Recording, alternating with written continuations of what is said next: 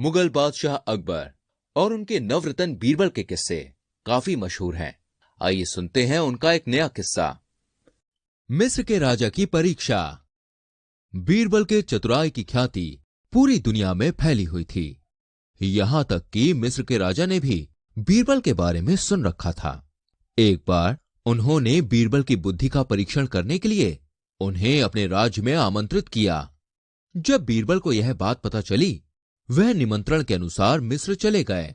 जब वह वहां पहुंचे तो एक मंत्री ने उनका स्वागत किया और कहा, आप बहुत थक गए होंगे, आप आराम कीजिए। राजा जी से आपकी मुलाकात अब कल सुबह होगी। यह कहकर वह मंत्री वहां से चले गए।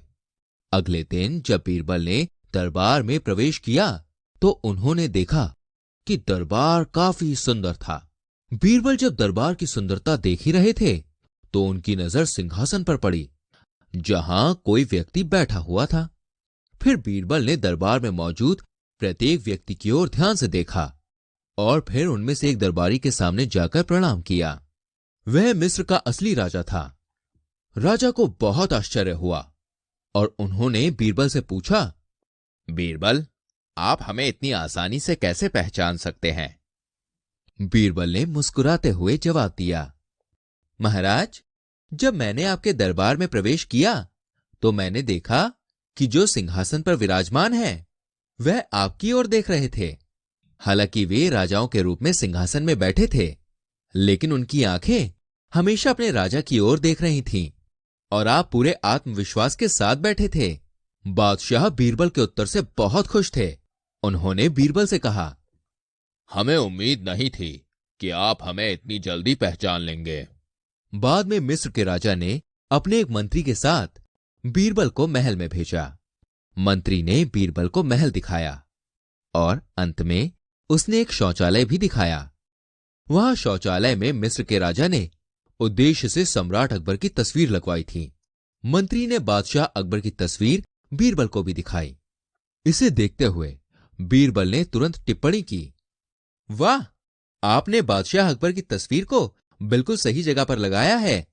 इस तस्वीर का प्रभाव इतना ज्यादा है कि जो भी इसको देखेगा वो भयभीत हो जाएगा। थोड़ी देर बाद बीरबल ने मंत्री से पूछा, आपके राजा को आरंडी के तेल की आवश्यकता नहीं है ना? मंत्री बीरबल के इस प्रश्न को सुनकर चुप हो गए। वह अनुमान लगाने लगे कि बीरबल के ऐसा कहने का वास्तव में क्या मतलब है। इतनी देर में मिस्र के राजा भी दरबार में वहां आ पहुंचे। उन्होंने दोनों की बातें सुनी और फिर कहा, बीरबल, हमने आपके सम्राट का अपमान करने के लिए ऐसा नहीं किया था, बल्कि आपको परखने के लिए किया है। दोनों इस बात पर मुस्कुराए और राजा ने बीरबल को गले लगा लिया और कहा, मुझे आपसे मिलकर बहुत खुशी हुई। मुझे उम्मीद थी कि आप इस परीक्षा में सफल जरूर होंगे और ऐसा ही हुआ। बीरबल को मिस्र के राजा ने कई उपहार, कपड़े और गहनों के साथ भारत वापस भेजते हुए कहा, मैं उम्मीद करता हूं कि हमारी दूसरी मुलाकात जल्द होगी। मिस्र के राजा ने बादशाह अकबर के लिए एक पत्र भी दिया जिसमें लिखा था, आपके पास अनगिनत धन है, लेकिन आपके पास सबसे कीमती गहना बीरबल है। यह पढ़कर बादशाह अकबर के चेहरे पर बड़ी सी मुस्कान दौड़ गई।